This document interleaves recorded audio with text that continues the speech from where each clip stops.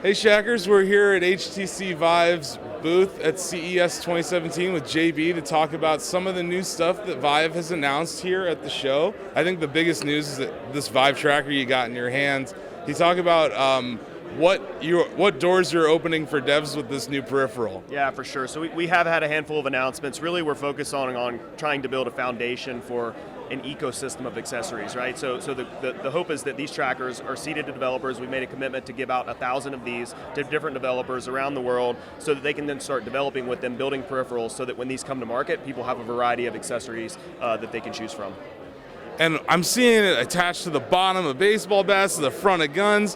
What orientation? I saw a demo for mixed reality where it was on top of a camera. Yeah. Just how versatile is this thing? What do you have on the bottom of it to make it so easy to attach to things? How long did it take you guys to figure out that this was going to be the use case for the tracker? Yeah, it's kind of wild. I mean, we as a company have a lot of unique ideas about how we think it can be implemented. What I think is really cool about our team is we're nimble, we're fast, we're listening to customer feedback, listening to developer feedback, and trying to bring things to market that people really want. And what people are asking for is a really, really unique solution to be able to attach a tracker to an object and allow that object to be tracked in the virtual world. And so we're showing off a variety of different things today. You mentioned a handful of them. I mean, some of the cool things, we've got some guys from Master of Shapes over there that actually have a smartphone that they connected to a little pistol, and using the tracker you can track the pistol, but using the smartphone, that's your portal into the virtual world. It's never been done before, so now you actually have a mobile phone that's positionally tracked in VR, and so you can have multiplayer support. So one person with a Vive, other people with the guns with the trackers, and they're actually using their smartphone to be the portal and go into the virtual world.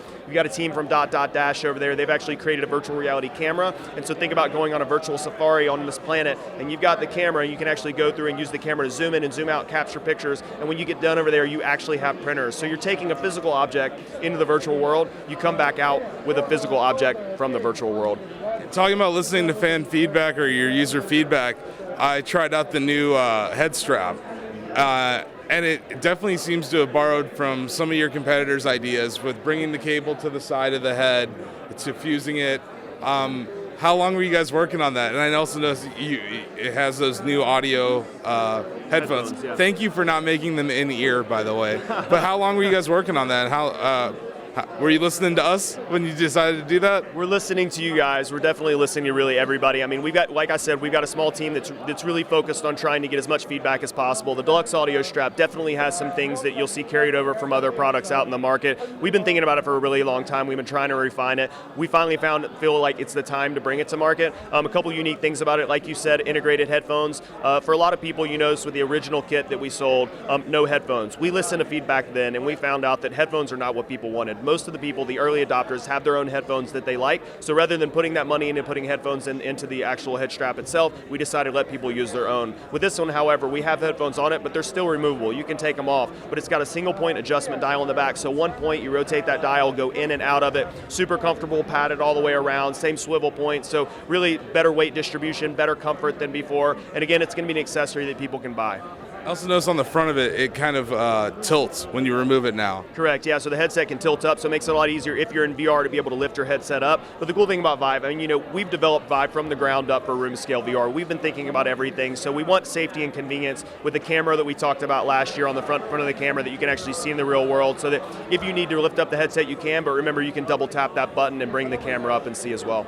I think one big thing you guys are showing here is that it's not just about gaming. You have a ton of VR simulators, from a baseball sim where they're throwing at me at 97 miles an hour to a firefighting sim where I'm wearing a jacket and it's getting hotter. Can you talk about what you guys are thinking from a sim perspective for VR? It just seems like you guys are... At first, it seemed like Vive was going to be a gaming platform, but now you really are entering the sim world, I think, with this tracker and a couple other things. Can you talk about that for a little bit? Yeah, for sure. So we, obviously in the beginning, gamings are big, right? We just crested 1,000 different games on Steam. I mean, it's just a mind-blowing amount of content available for people. And so we recently launched a business edition of Vive, like enterprise-focused Vive kit that enterprise people can get. They can actually have enterprise licensing and use that for arcades, for development, big companies like the firefighter stuff. And now with the tracking puck, you actually have have the ability to take this, mount it on an object, and have that object trackable. So we're looking in right now, we're showing off a few games, but we have 30 experiences here today that a large majority of nobody's even heard of, focused in 4 different areas. So we've got entertainment experiences, we have education experiences, we've got medical and healthcare, some just mind-blowing medical stuff. We've got enterprise applications from big companies like Salesforce, Autodesk, some really cool stuff. So we love games, we think games are amazing, but we thought this year at CES, let's show people some of the other stuff that people are doing with VR. And with the tracker, and how is there an SDK specifically for the tracker? And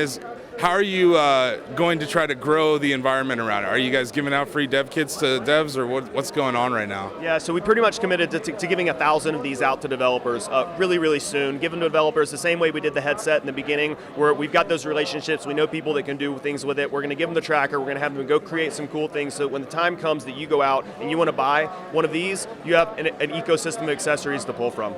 Do you think game companies are going to make their own peripherals, or do you think people are going to wait for peripherals to come out and then make software for them?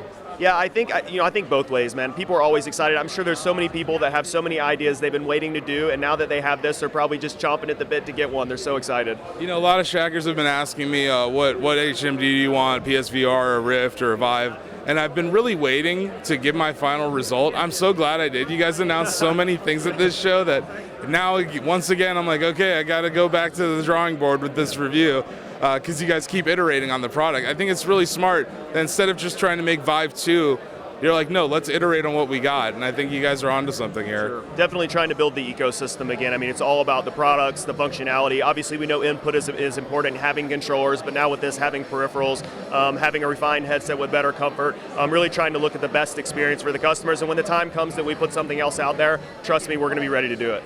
Well, you going to keep doing it for Shacknews? Absolutely, man. We love it. Thank you. For everything VR, you're already in the right place. You're on Shacknews.com.